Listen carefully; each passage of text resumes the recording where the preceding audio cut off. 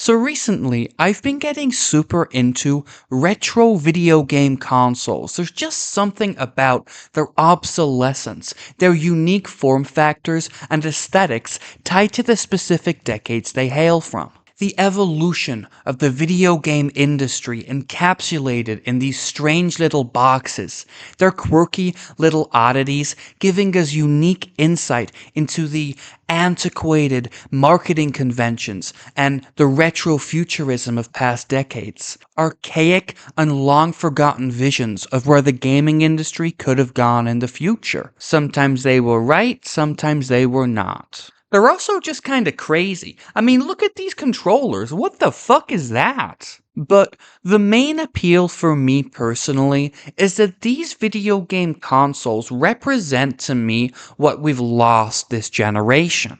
I'm currently obsessing with this really lovely TikToker called Old Time Hockey, and he makes these really simple cooking videos with the twist that he seems to be stuck in this frozen time pocket of 1980s, 1990s America. He's trying to evoke a sense of nostalgia for 40-something-year-olds harkening back to the time they would once spend at their grandparents' house. And this is captured through everything, from the sweet, heartful, indulgent American comfort food he'd cook for us, to the 70s style of furniture in his cozy little cabin-core cabin, to the old electronics with the obligatory 14-inch CRT TV with integrated VHS player, the vintage cooking utensils which are most definitely giving him lead poisoning, and of course, the litany of retro video game consoles that feature every time we sit down on the sofa for a bit of home entertainment. What's interesting about these videos, though,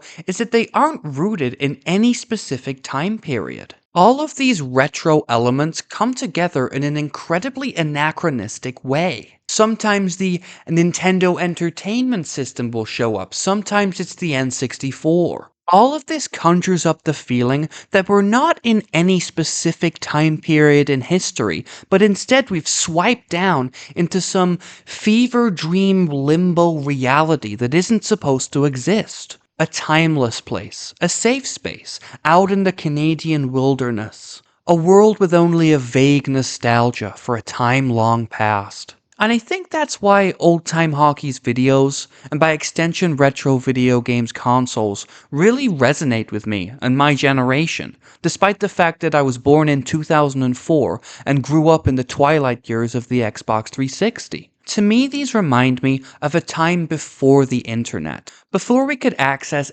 endless content on YouTube, and before the addictive short-term videos of TikTok where you can lose yourself for hours swiping down into the Chinese void. Back when we had much better attention spans, when less was more. When we could feel happy and content so long as we had access to nothing more than a simple game on our box TV, a sofa to sit on, and a cold pop to sip. And maybe the company of our real-life friends through couch multiplayer too.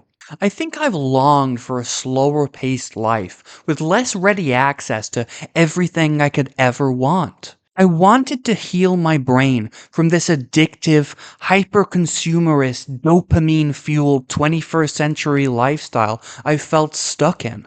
And so naturally, I started off getting a little DS Lite, then I moved on to buying a Animal Crossing 3DS XL, then I found a green Game Boy which I couldn't pass up on because that's the one Old Time Hockey has, and we all know Old Time Hockey is the coolest person alive. Then I got a GameCube because of course you can't be a retro gamer without a GameCube. From there I got a Super Nintendo Entertainment System off eBay, but that one broke, so I got another Super Nintendo Entertainment System off eBay. Then I moved on to a PS2 Slim because it was really cheap, but that one broke, so I got another PS2 Slim, but that one broke, scratched my Eco Disc, so I moved on to a fat PS2. That one broke, so I got another fat PS2. I found a cute little PS1, so I couldn't pass up on that. And of course I had to get an Xbox 360S from my childhood. I didn't have enough money for the Wii or any of the games, so I ended up having to sell my handheld consoles for that, with the plan being that I can buy them back again once I get my maintenance loan from the government in a couple of days' time because I've run completely out of money and I'm really quite hungry.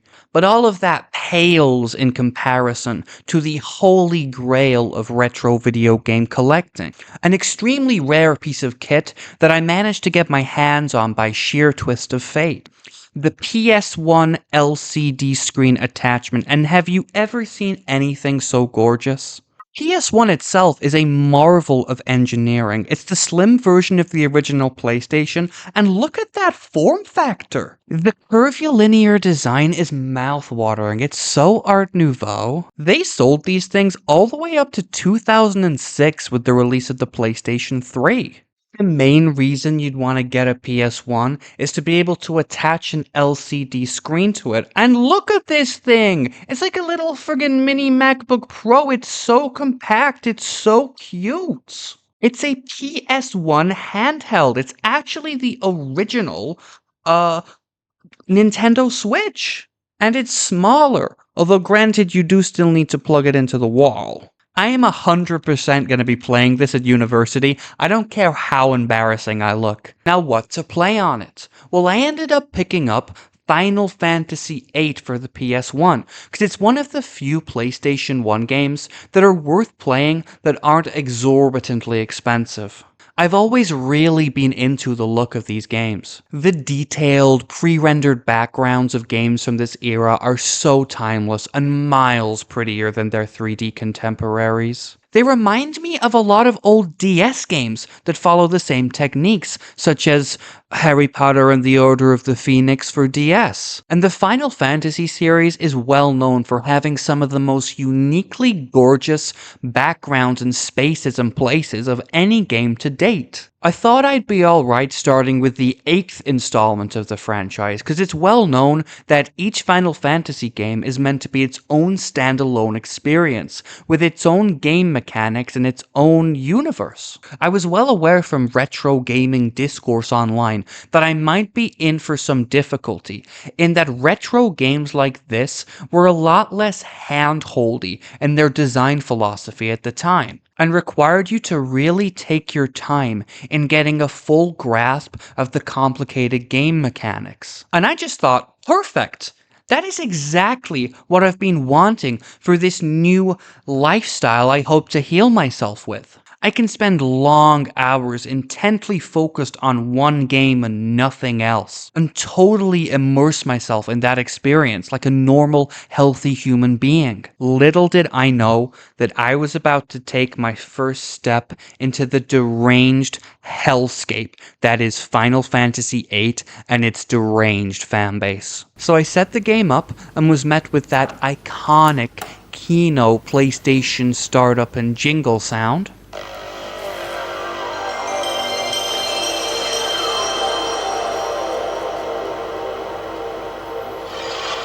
Why are you coming in?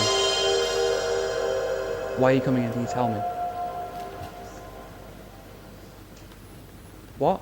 And the first thing I noticed was that this LCD screen, being from 2001, was actually a really shit display. Early LCD technology was way inferior to CRT technology of the time. And if you tilt your viewing angle even slightly to the side, the game becomes almost invisible. The game itself is quite faded, and you're not gonna get the vibrant colors, smoothing, or perfect blacks that you would on a CRT display. The 5x5-inch screen makes a lot of the game really quite hard to see in detail, and the tinny little speakers aren't exactly what you'd call premium by today's standards. But I didn't really care. Its mere cool factor completely outweighs any of the quality of life issues this thing has. The game opens with a supremely over-the-top Japanese cutscene, unskippable by the way. Then our main character Squall, or Sicklet in my playthrough, wakes up in what is apparently called the Garden. I met up with my teacher Quiltis, and apparently I had missed what is known as the Seed exam, and so I had to retake it. The Garden seems to be this school for gifted wizards, and it's the craziest, most futuristically over-designed anime place you could ever imagine. And I could already tell what this game had in store for me with its fantastical world design. It's what I signed up for, after all. So I'm given a short tour of the garden, some random stranger gives me some playing cards, a few button prompts show up on screen so I know how to play the game as it progresses, and then I'm told to go and meet the teacher by the front gate. From there, I'm met with my first hurdle of the game, the magic system. Quiltis gives me a really long-winded, wordy tutorial on how the junction system apparently works in the game. And this is probably the most terribly worded, unclear tutorial I've ever come across in a game. They clearly didn't have a lot of screen space for their words, so every single essential term has been abbreviated without explanation. So I'm told I have to function a GF to my infstat plus minus 20% terminal 1. What the fuck does that even begin to mean? And look at these menus. How am I supposed to decipher any of it? Explanation on junctioning a girlfriend. Junction enables the characters to power up and use abilities. A girlfriend must be junctioned in order to power up and use abilities. Let's begin by junctioning her girlfriend. Right now, no girlfriend is junctioned. Once junction is selected, oh god, the girlfriend and magic commands appear. Since no girlfriend is junction, magic is displayed in grey. Girlfriend. A girlfriend list appears. Press square to see abilities possessed by a girlfriend. The abilities are HP junction, vitality junction, etc. Let's choose a girlfriend. When girlfriend is selected, its abilities. That's my slug. What? So annoyed and disgruntled, I begrudgingly took to the internet for answers. Apparently, Final Fantasy VIII is infamous for its terribly worded tutorials and explanations for its already insanely overcomplicated junction system. Okay, I thought, I might have to use a guide for this, as people online had recommended. I wasn't happy about it, but I spent a lot of money on this thing, and the sunk cost fallacy anxiety was slowly creeping in. So I asked ChatGPT, and the explanation was so much better, and it actually got me motivated and excited to play the game. Apparently, a GF is a guardian force, which the game never told me about, but it's essentially a Pokemon that you can summon in battle. To junction apparently actually means to attach a guardian force to a member of your battle party, so that you can take advantage of your guardian force's magical abilities and make your players' statistics higher. You can also collect individual magic spells of different types, such as pure spells or fire spells, to a maximum of 100 in your inventory. The really cool thing is, though, that you can then junction these spells onto specific stats on your character to make that specific stat stronger. So if I had 100 cure spells and then junctioned them onto Ciclet's HP, Ciclet is then 100 HP stronger. But if I then want to heal someone else in battle, I have to use those spells by taking them out of my junctioned HP, which decreases my own defense. I usually get the vibe that JRPGs are way too technical and numerical in their mechanics, and feel way too preoccupied with the micromanagement of spreadsheets and stats, detracting from immersive character roleplay. But this is the first time I've come across a mechanic that you can actually see being representative of real roleplay elements within this otherwise insanely overcomplicated, glitzy numerical junction system. Having to balance my own character's safety with the healing and protection of other people within my party by managing these spells in the menus feels innately character-driven. And if I wanted, I could LARP as a complete and total selfish arsehole, or a really cool, friendly, kind, healer. It's just a shame that none of the devs did anything to make any of this remotely clear on its own. I had to use ChatGPT. Following this convoluted tutorial, Quiltus told me to head over to the fire cavern in the east, where the seed exam was supposed to take place. So I leave the garden, and all of a sudden the game opens up to this huge plain, with my character and the garden disproportionately oversized, with a single road heading off somewhere. This is apparently what is known as the overworld in retro JRPGs, and they essentially act as the world map, with places of interest appearing as huge colorful areas in otherwise empty generic landscapes. So I took this long linear path through the overworld and came across this place called Balam Town, the only other place of interest on the map.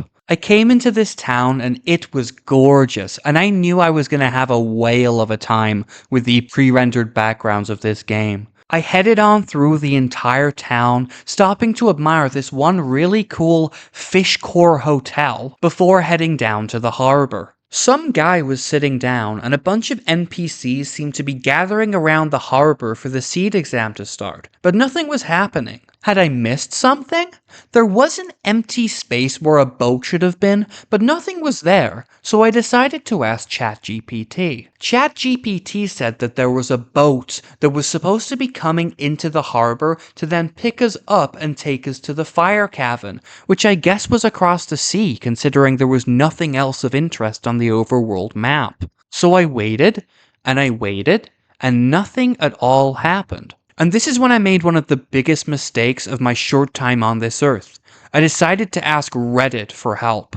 Apparently I was never supposed to go into Balam Town in the first place, and the members of the Final Fantasy VIII subreddit all found it hilarious that I'd taken the entirely wrong path to Balam Town when instead I should have actually gone directly eastward from the garden into the mountains to find the fire cavern like Quiltus had apparently told me to do. This is the fire cavern, and I'm sorry, but how is it even remotely obvious that this is the way I was supposed to go? What with the entirely linear path taking me in the exact opposite direction to the one other notable place of interest on the map. So I voiced my frustration over this, and how the overworld map is badly designed in this respect, that it guides the player in the completely wrong direction. And while a few people were really kind and nice and respectful while agreeing with me about the James gankiness, a lot of people got really quickly offended and started to defend the game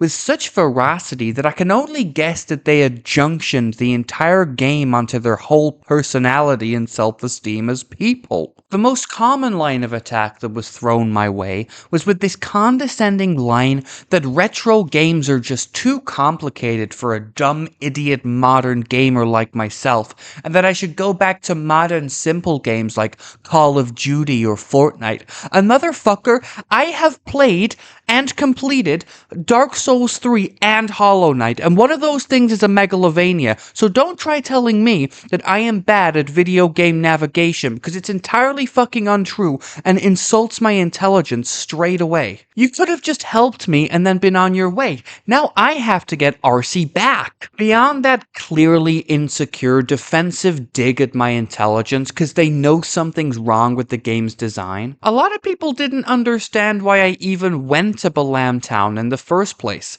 when I was clearly told to go to the fire cavern. A town isn't a fire cavern, right? And this is a problem with the fanbase that you'll see throughout this entire drama. That these FF8 stands lack the mental capacity to put themselves in the shoes of a new player who knows nothing about the game. What about Quiltus's description of the fire cavern indicated that it had to be its own unique, exclusive area in the overworld map? From the garden in the town and couldn't be a smaller pre-rendered area within the town itself, on the outskirts or underneath it, or the Balam Town couldn't have been a stop on the way to the fire cavern that was further along in the overworld. These people have the benefit of already knowing what the fire cavern looks like and its category of place within Final Fantasy VIII. So to accuse me of idiocy for not being totally omniscient and expecting me to already know the way in which places are represented in the game is insanely uncharitable, and you ought to be ashamed of yourselves. Some people just flat out refused to believe that I'd even read what Quiltus had said, and it's such an easy straw man to pivot to. They told me that I was actually supposed to go east like Quiltus had said. They kept asserting that this game doesn't hold your hand like modern titles, and that the game is intentionally designed to promote open-ended exploration and have the player actually think for themselves. So I'm stupid for not listening to her and taking her directions as a literal guide. They were really bloody sneery about it too, mocking me about how, because there wasn't a flashy massive objective marker on the screen, I got completely stuck. But here's the thing, smarty pants, how the fuck am I supposed to know which way is east? Without a compass on the map signaling the cardinal directions are integral to the navigation of the overworld, all I can assume is that Quiltus's description of east is merely immersive world building. Lines of dialogue merely mentioning the existence of cardinal directions in the day-to-day lives of the NPCs isn't nearly enough evidence on its own for the player to infer that these lines of dialogue should be taken literally as a clue in which way to go to find a necessary objective. Especially when there's a massive linear path cutting right through the map taking me in the entire opposite direction. What, am I just supposed to completely ignore the one thing I can see? The entire design of the overworld completely contradicts these design principles that you have claimed the devs were aiming for. That it apparently promotes non-linear exploration and player agency in finding the objective themselves without any help from the game. The map is completely linear in its design, with two huge, over-designed, ultra-visible points of interest on the map, and one massive road between them. The overworld itself is tiny, giving no reason for the player to go searching in its empty dark corners. I'm in the first 20 minutes of the game. I have no idea what the game intends me to do. It has to communicate that to me. I shouldn't have to be told from external means what the game is telling me to do and how it's supposed to be designed and played. If the game wants me to go wandering around, exploring this empty map for the fire cavern, then it has failed in communicating what it expects of the player from a navigation standpoint. Because it's designed the world in an incredibly linear way, and all the points of interest are ginormous, screaming at you that the places you will want to go will look like this, 8-year-old child. Oh, well, you should just know your cardinal directions. It's not the game's fault that you're too stupid to know what even an 8-year-old could tell you. I know my cardinal directions, and I also know that you're lying to me about the game opening up facing in a northward direction. This is how the game opens up, not at all top-down or aligned with north. And as soon as you move the player, the camera moves with you. The camera isn't static. I might have been able to concede to you if the overworld was set to one top-down angle and was static, so that I could actually take advantage of my cardinal knowledge. But it doesn't, and there's no compass. So it would seem that the devs didn't deem it necessary for the player to take these directions literally. It is absolutely insane that these FF8 stands are unironically calling me stupid for not having been born a migratory bird with its own internal compass inside its brain. Oh, well, actually, you can move the camera. Just use the shoulder buttons, idiot. The fire cavern is literally visible from your starting position. First of all, that is a complete and total conscious lie. And second of all, the game never told me about the function of the shoulder buttons. Well, you could have just pressed select to open up the world map so you could see which way north was and where the waypoint is. It's literally in yellow shining. The game didn't tell me about that either. And it's from here that I get shouted down with this monotonous diatribe that it's a retro game when it's not gonna treat you like a child, and won't just spoon feed you the controls like a modern game would. That I was clearly supposed to experiment with what all of the buttons did of my own volition, apparently. Now on the surface, this may seem like a fair point. A lot of retro games did not hold your hand with regard to its button layouts and all that jazz. The problem is that just because Final Fantasy is a retro game like all those other games doesn't mean that their design conventions necessarily apply here. You have to look at the specific communication style of exposition that each specific game is utilizing. Final Fantasy VIII had been holding my hand up until this point. It had been spoon-feeding me every single control button through incredibly intrusive, fourth wall-breaking NPC dialogue. How to play cards, how to save, how to see your girlfriend's stats, how to use the shoulder buttons when attacking, etc., etc., etc. The devs clearly set up my expectations that this was the expository language of the game, and that therefore I could trust it to give me all the necessary tools at my disposal whenever it became relevant through my progression of the game. Appealing to how it's an old game and it doesn't hold your hand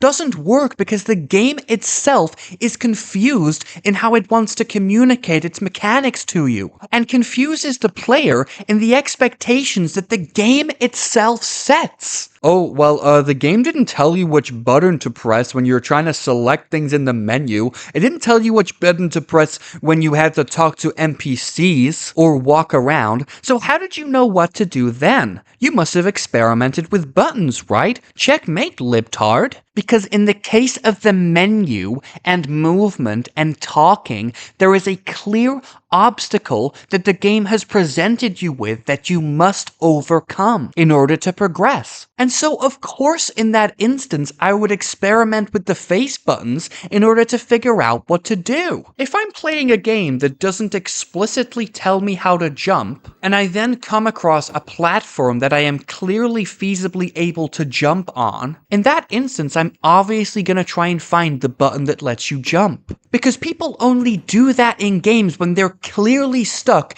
and keenly aware that they're missing something, that they have knowledge of a mechanic's existence but don't know how to access it. Why on earth would I experiment with button pressing in the overworld? I wasn't at all clearly stuck with regards to my navigation of the map, especially considering that the overworld presents itself as the world map in and of itself. It is clearly non-diegetic and representative of the world already. A world map for the world map would be inconceivably ridiculous. It is ridiculous, the fact that it does actually apparently exist. Why would I bother trying to move the camera when the camera already moves for me? The right thumbstick didn't do anything, and there's a long history of automatic camera movement convention in PS1 games. You all know this. Having a camera system where the game controls the camera for you,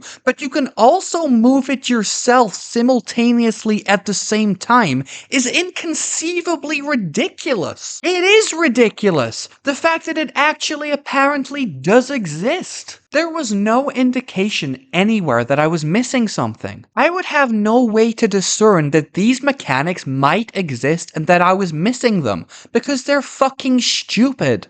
You seriously expect me to randomly mash buttons like a Neanderthal at every new moment at the game when I'm not even clearly stuck? Just in case a mechanic that I never could have possibly thought could have existed might have actually done secretly? In case there might actually be a secret jetpack to get me over the security gates? In case I could actually drop kick Quiltus if I just knew the right combo attack? in case I could secretly rob a store of all of its cure spells? Or I might be able to start breakdancing at the harbor to get the boat's attention to come over here and dock for the seed exam? These are brain-dead expectations, and they come from a place of you not wanting your favorite game to actually be shit. Not from a neutral, unbiased look about how the game is actually designed for new players. Bro, it literally tells you all of the controls in the manual that comes with the game and in the in-game tutorials and the menus. Why didn't you just check that? The game clearly told you to, for the exact same reason as before. The game communicated to me that I don't need a guide, because the fourth wall breaking NPCs would already tell me everything I need to know. This game is literally well known for its lengthy tutorials, so I've got no idea where the idea that it's not handholdy even came from. It's like a jerk response to any game made before 2005, and it's stupid. There's no thought to it. The game tells you that it only gives you those in-game tutorials in case you forget a mechanic that's already been told to you. So again, the game is setting you up with the expectation that you will be told everything you need to know as it happens. You don't need to open the manual. The devs just completely forgot about the overworld. That's not my fault, it's the developer's fault. So stop blaming me. Bro, that's not how the game was intended. You're not supposed to have the tools. You're supposed to figure it out for yourself and spend long hours exploring with your own free agency and navigational instincts. If this is true, that the game expects you to find your objectives without any additional help, then why did the devs put a map in the game in the first place, with the location marker highlighted in yellow? Your arguments about the way this game has been designed is contradicted by the way it presents itself early game. That is a flaw. You know what this game is like because you've played it before. I haven't. I'm new to it. Throughout all of this, people kept telling me, the fire cavern's visible from the start. It's literally one of 3 places of interest on the map. So I recorded this video for them.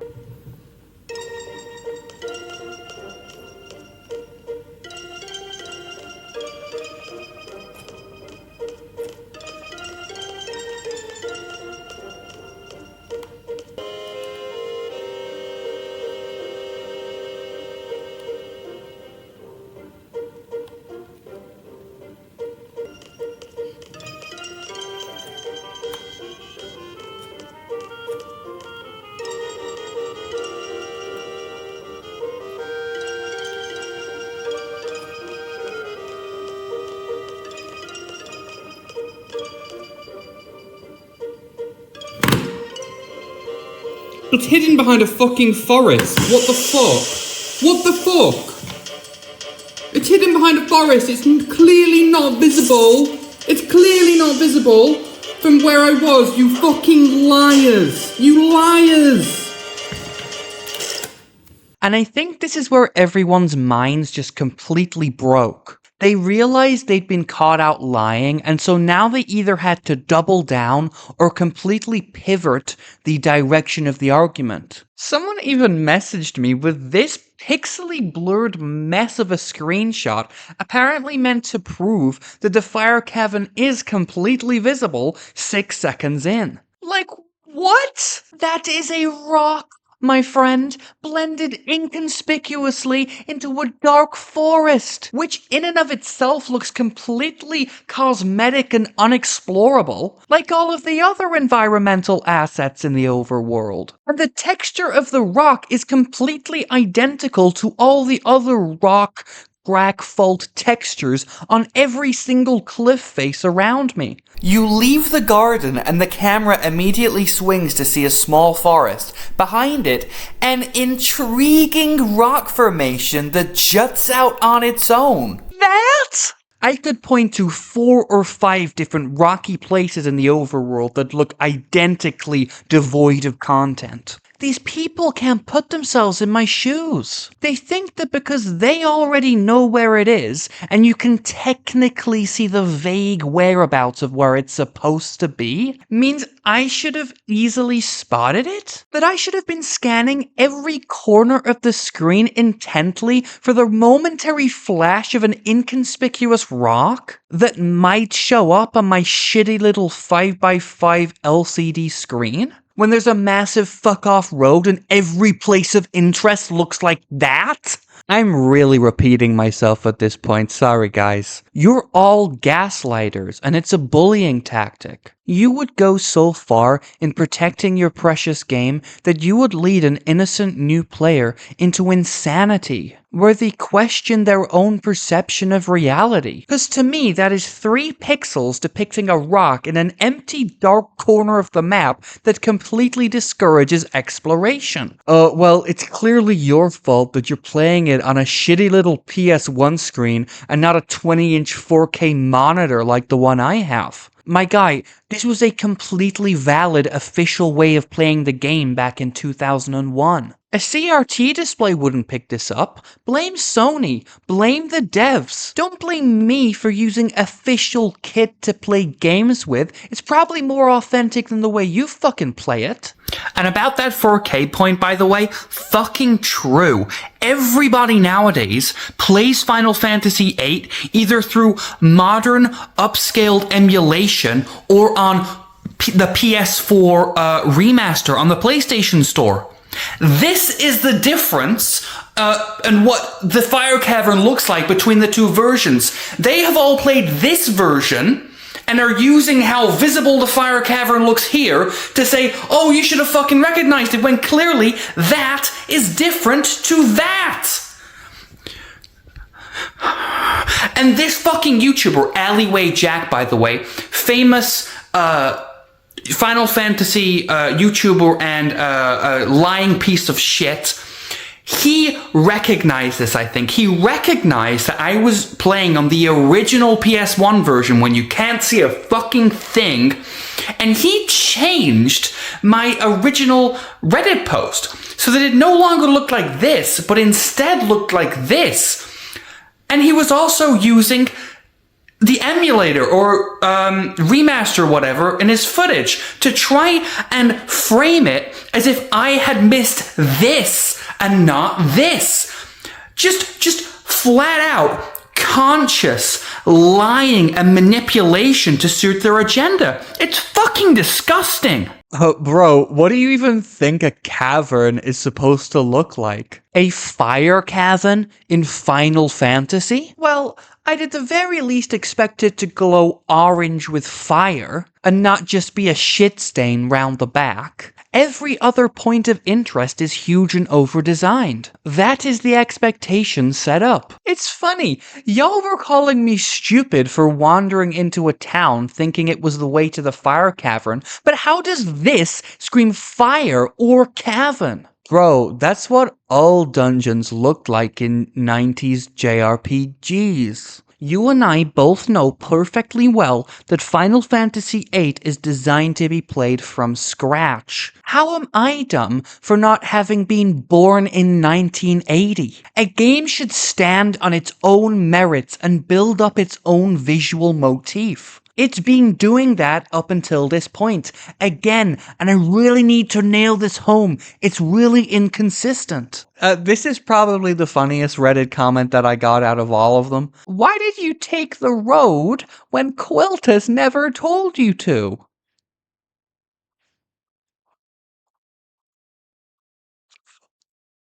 I don't know, man, but they didn't tell me to go on the grass either, or use my legs to walk, or to breathe on my way there. I told you to go walk to the next village over, but you saw a road and thought, oh, he fucking never told me about a road, so I better not go on the fucking road. You'd be an idiot. You'd be totally fucking stupid, right?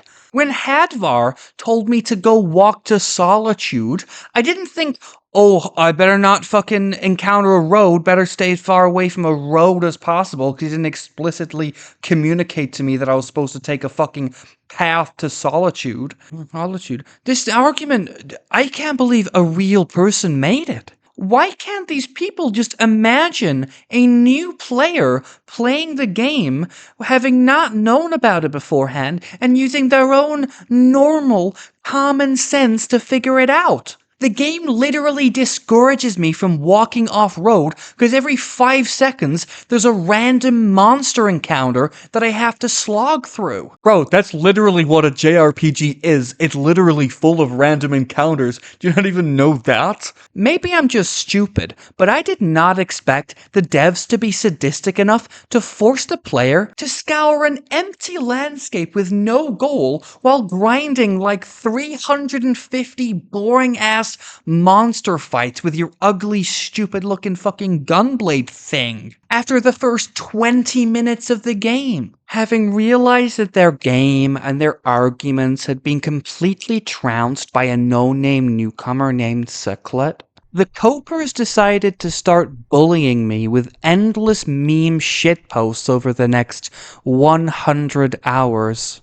And I counted. It was relentless. And the same time this was happening, the mods decided to delete my posts exposing the game as awful and the fans as bullying liars, as a form of damage control and as a part of their misinformation campaign against me. The sub was chock full of users commenting lies about me, lies about the things I'd said. That I was a troll, that I'd never read what Quiltus said, that I'd asked ChatGPT how to get to the fire cavern. Worst of all was the blatant lie that I had initially started all of this toxicity by being aggressive towards users who were only trying to help me, apparently. Well, let's take a look at some of those users, shall we?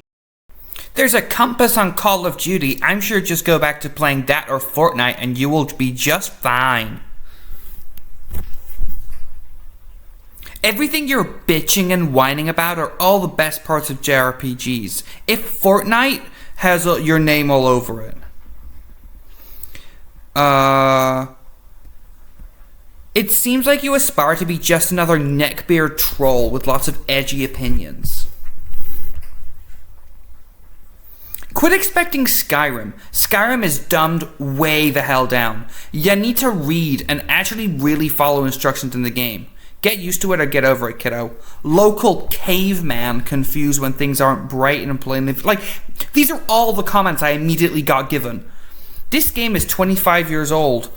You probably haven't looked at it because there's not a big flashing light next to it to draw your attention. Just so arrogant and aggressive. Just disgusting. And they have the gall to claim that I was the one being aggressive. Fucking old men. And another thing I wanted to pick up on here was that all of their passive-aggressive comments sound like exactly like how you'd imagine a bully from a high school in like the 1990s would sound. You know, like in the movies and stuff?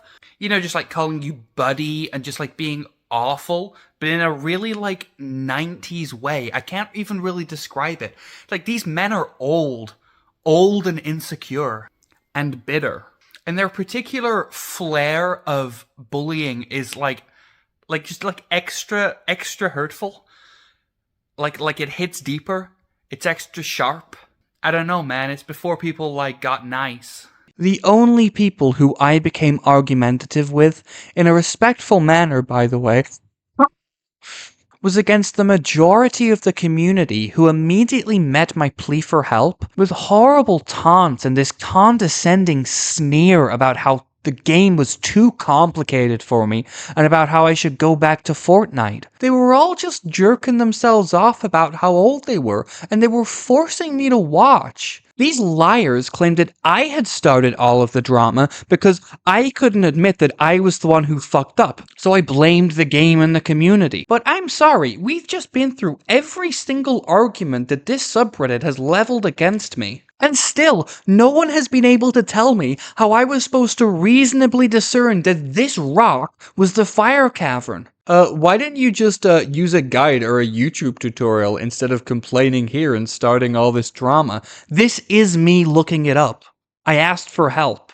But the most frustrating gotcha of them all was the one that was parroted most frequently. And they really thought they'd got me with this one. Surely the fact that everyone else there had found the game at 8 years old with no problem back in 1999 should indicate that it's not a problem with the game, and I'm just dumber than a small child for not being able to figure such an obvious thing out. First of all, imagine you're a child in 1999, pre-internet basically, with really nothing to do. You get handed this $60 game, get stuck in the first 20 minutes, and you can't just go on Reddit or stop playing it. That would be a massive waste. It's highly likely that back in the day, all of those 9-year-olds went to Balamtown first, then spend like half an hour just wandering around aimlessly till they came across it. Likely because you were worse at following the clues of the game design in telling you where you want to go. In the same way your sister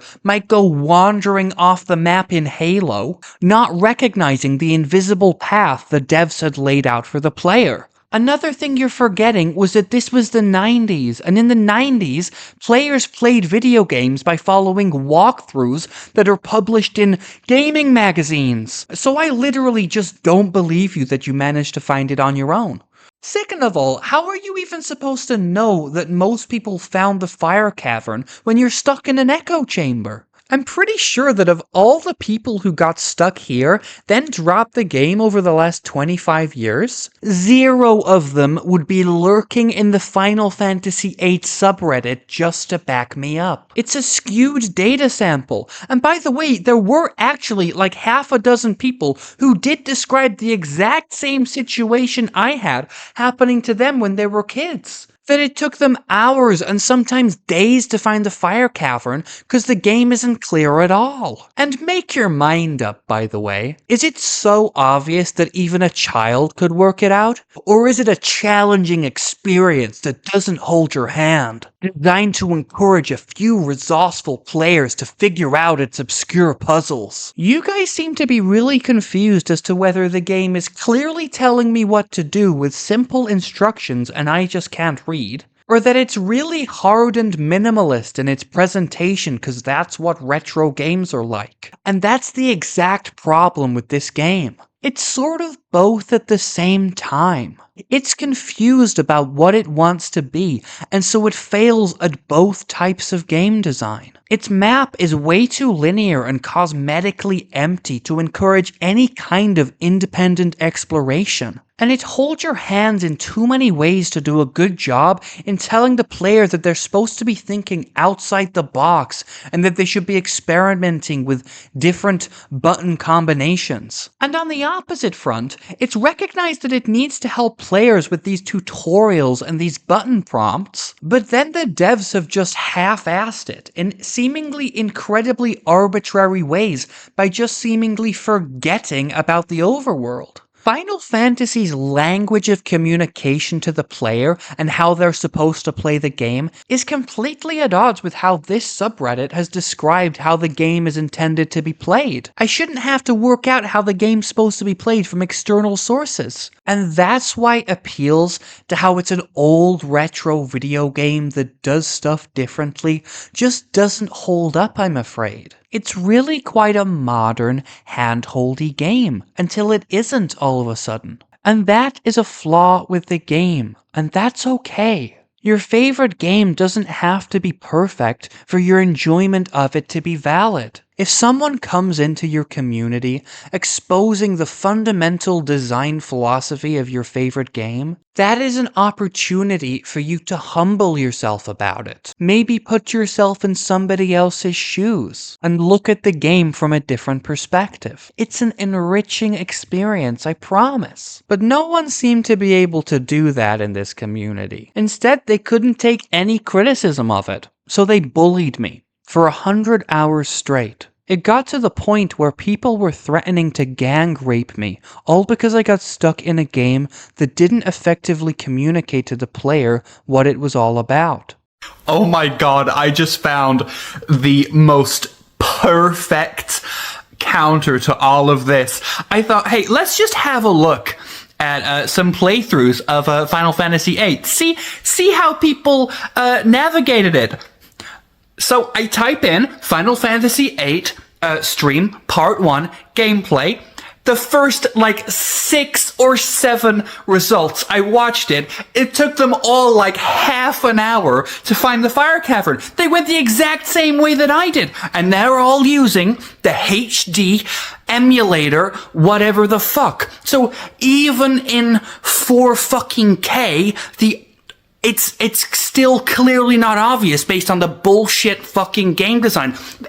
Any of you try and argue that it's obvious after watching this following slideshow montage, then you are a conscious liar and you should...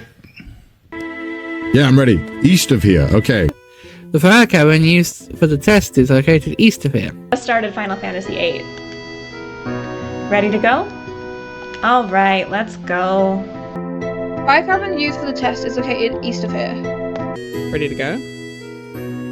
The fire cavern used for the test is located east of here. Okay. What the fuck is this world map? What is this? What? What? I'm in a fight already? You gotta go to the fire cave. You went the wrong way. I know. I was just looking around. Oh. Oh, it works this time.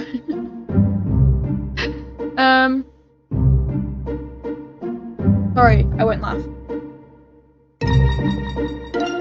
It's just so flat looking now. He's so big too compared to it. Just east of here.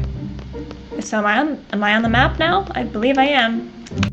Oh, this gives me such Final Fantasy VII vibes. Oh my god. With the world map? It's fucking beautiful. Interesting. Oh, this is giving me some freaking... Oh, have you guys ever played Sims Theme Park? This is giving me... I don't know why. It's giving me Sims Theme Park vibes on PS1.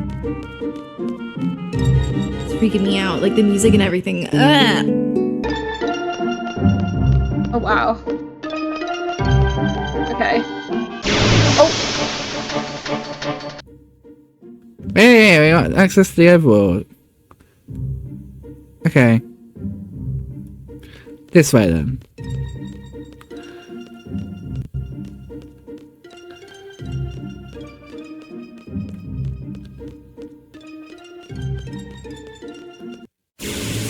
Oh! Again. Oh, you still remember? R1 is the trigger. Pull it just as you strike. Should I just follow the path? Oh look, there we go. Oh! Over there, look at that. I'm running faster. Oh, I get... Oh! What the heck? Speed! Extreme speed. Oh no! God damn it. Well, let's see what this is. Because I'm not sure what way is east or north. Maybe, so I won't run. So let's just go in here. I'm gonna go in here just because they've not said that yet. Ooh, more places to draw. Oh, what is that? And a draw point, no one can draw. I don't know what that means. I'll move on. This world is actually pretty big. Wait. There are trains there. Am I supposed to take one?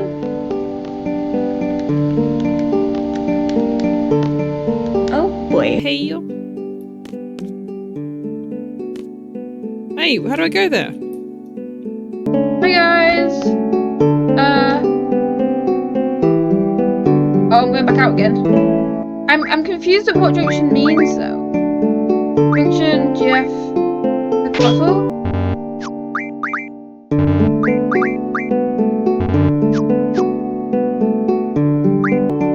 No map, I'm guessing. Where are we going? Confused. Am I being stupid? Can't go this way. Hi guys. Oh. Go east. Yes, but which way is east? What was the What were we supposed to be doing? What were we supposed to be doing? Oh, I can go down here.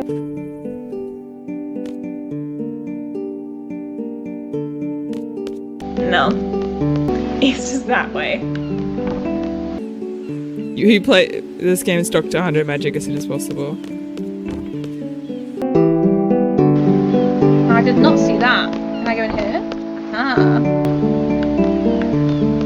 Hello? No. I don't really know where I'm supposed to go, but don't worry about it. Are we going up here? The stairs. Oh. Access the menu and select save. Yes. It's cool that you can get it in two different areas. Like, it doesn't just, like, allow you to miss things. Same with the tutorials. Like, it's cool that you can go to your desk and check out all the tutorials, but the game itself will tell you. I actually don't really know where I'm supposed to go, but it's fine. I think I came from right here, yeah, so can I go this way? You know what? I think there was, like, an arrow going to the right here. Maybe I thought you meant west. West. Okay. So we're in this little town. I guess this is not where I should be. I mean, I've been over here, but also, like... Hey, instructor, why don't you have a seat? I could really use the company. Puppy! Doggy! Hello! Oh god. Oh, we're in speed mode again. Where the boat is, I guess. Found a draw point. Cure found. See, I always have a hard time with games like this just because I can't tell. I guess there are arrows. But I can't tell, like, wait, I already did that. Which ways I can, like, walk and which ways I can't. It's, like, hard to tell. What was the objective? Does it say the objective? Did I find the fire caverns yet? Haven't yet. Haven't yet. I'm just exploring this area a little bit first. We'll find it eventually. I know they want me to go to the caverns. I genuinely don't know what I'm supposed to be doing. You know what? I'm glad I'm playing this on stream because if I was alone, I'd be screwed.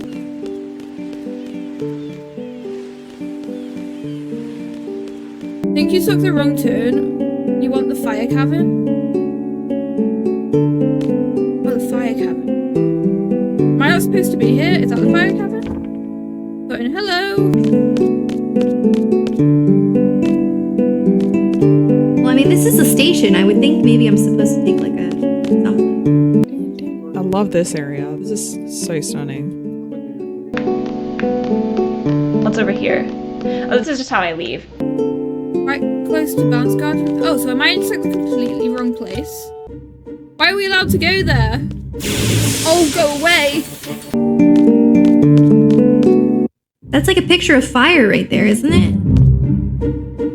Maybe that was just like a town and that had nothing to do with it. I was just following the path, okay? I don't know. Ah! Sorry. Oh, we're gonna fight.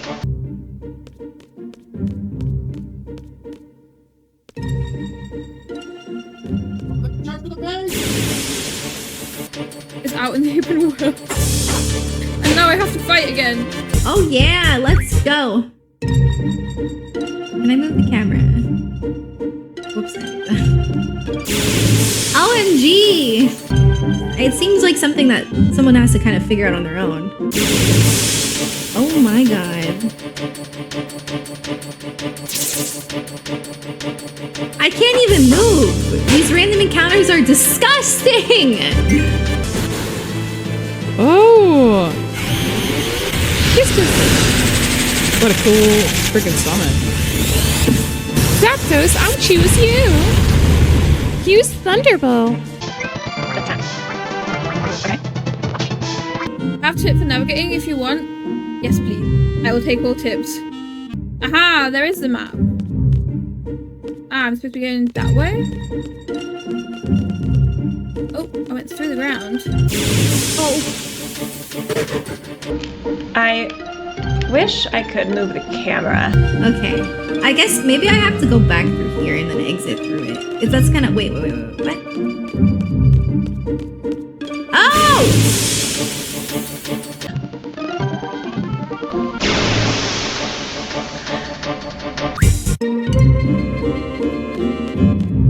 Okay, wait, what?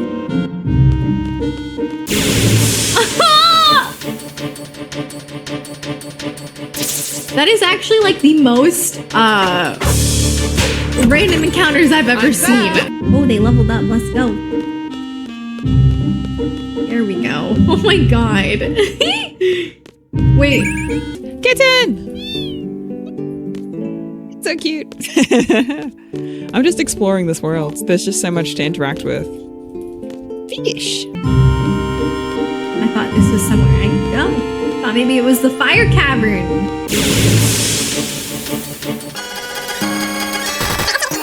So again, for a 2D for a 2D version? Aha! Oh my god, the map looks big. Whoa. Right, so hey, how's my ratty boy doing? Oh, it's Mama! Mama! See, but there was no other turn. It has to be over here, does it not?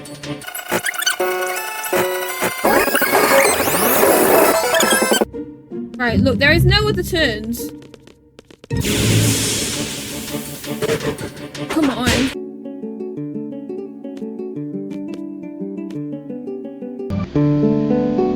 So go east.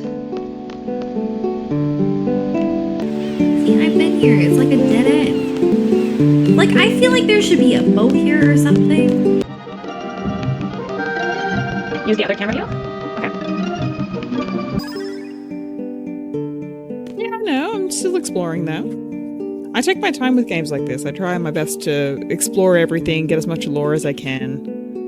I feel like I've done everything that I can do here though. The station's not taking me anywhere. I guess I've got to leave this area. Alright.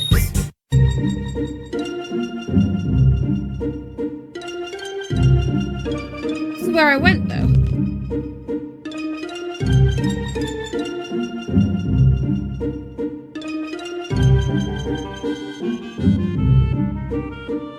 But it's not this place. Okay,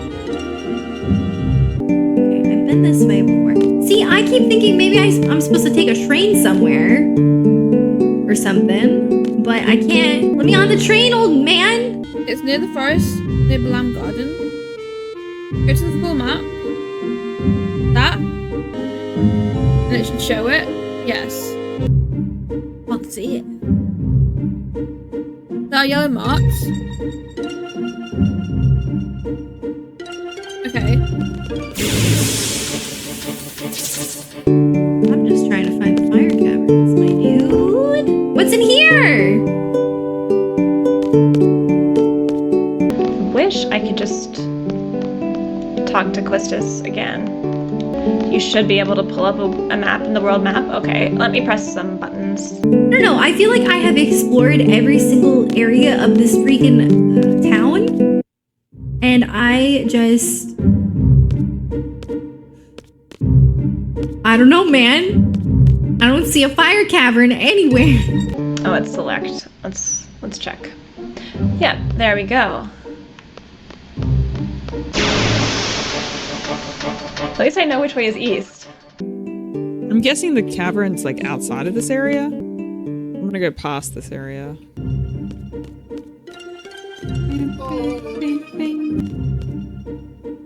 Hey.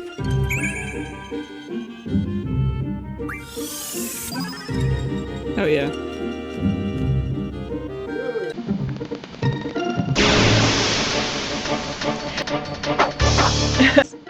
I definitely can't go through water. Okay. What's up there? Maybe that's the east path I'm supposed to take.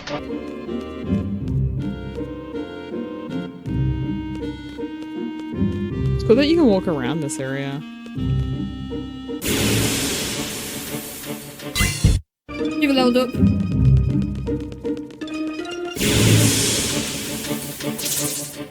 What do you want from me? But like the world map here feels very similar and reminiscent of 7 though. I do like that. I don't know where this fire cavern is, to be honest. Is it up that way? Move the cursor and it should tell you the name of the old market. Blam Garden. Blam Garden. It's in the forest in Blam Garden. This is, neither of them are the fire thing.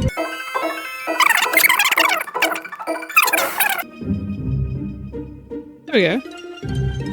Oh, okay. I kinda like this one here.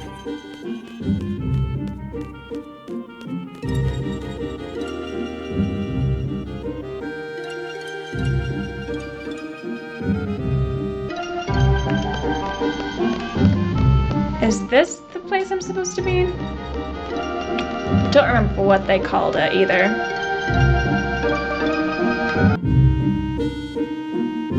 There is just that building. I swear I remember it being marked. Okay, wait a sec. What was it called? Oh, fancy a fire cavern location. Oh. I can't move the camera down then. Oh my god! I just want to get to the fire cavern. I can barely look around. It's up there. It's up there. No. Okay. Let me be.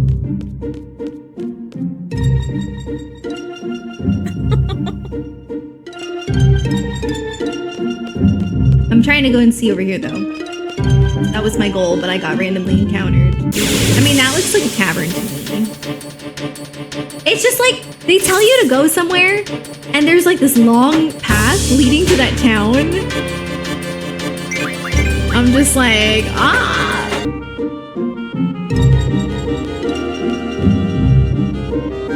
Those of you who've been following my YouTube career for any amount of time will surely recognize how familiar all of this sounds. The rape threats, etc. We found another r/berserk, and it's made me wonder why every single community I've interacted with has treated me with such toxic scorn, sending me death threats and rape threats as if it were nothing. And I think I figured it out. Berserk and Final Fantasy VIII have a few things in common. They both have strong, dedicated fan bases who both believe their thing to be flawless masterpieces worthy of reverence and respect and worship. The demographics of these groups often turn out to be sad, nerdy, sweaty men with limited social skills who end up tying their own personal self-esteem to the perceived flawless quality of their favorite media. It's really quite sad. And they often tend to be really quite conservative. And so anyone who comes into their community with a more critical or even nuanced approach to experiencing their media, they're seen as the ultimate threat to these people's lives. So anyone that doesn't fit into their hyper-narrow ideological worldview are ostracized from the community and ideally neutralized. Killed, so as to maintain Final Fantasy VIII or Berserk's transcendental purity. And I'm scared to go outside. It's time to stop making video games and anime your entire personality. It's really unhealthy. I'm not attacking your family. It's a fake-ass video game/drawing. I got into this retro gaming hobby so that I could take a step back from the online Berserk drama. To take a nice calm break and live the life of a late 20th century teenager. And now look what's happened. Gang rape and collective bullying by an entire community of people. And this is one of the reasons why I've kickstarted my campaign to change the discourse surrounding Griffith. It is not okay that if you even just take like a more nuanced approach to Griffith's character, that you'll be sent death threats and called a rape apologist. And that's why I've started a new subreddit called r/berserk uncensored, where free speech is enshrined in the Constitution and no one will be able to ban you for merely criticizing Kentaro Miura or defending Griffith, or saying Final Fantasy VIII is bad. If you want, you can talk about Final Fantasy VIII in it as well. Join the revolt. Join the Shield of the Falcon, as that is the grassroots community activist group that I have kickstarted. We are hell-bent on changing the discourse surrounding Griffith and making these conservative, awful communities a better place for vulnerable people who might have minority viewpoints. I'm going to be really ramping the campaign up to high gear soon, so stay tuned for my campaign video that's going to be coming.